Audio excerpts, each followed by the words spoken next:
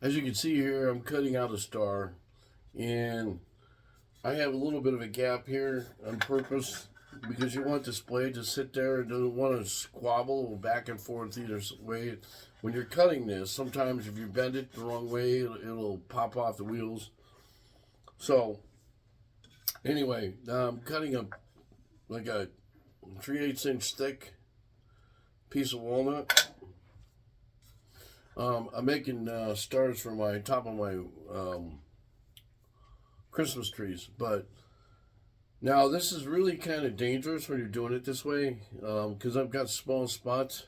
My fingers, you got to be careful when you get into tight spaces. Just make sure you watch what you're doing.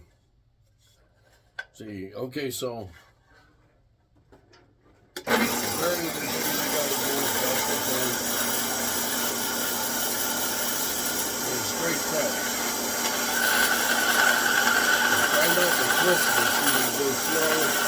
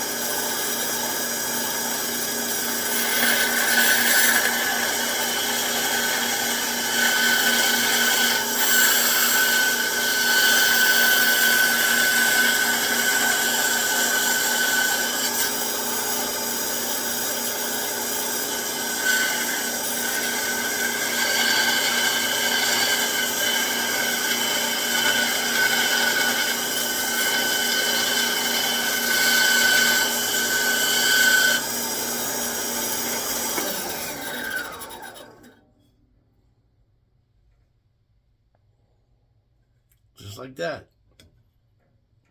Simple. It's actually simple. Now the blade on this is actually a little bit bigger than I had before.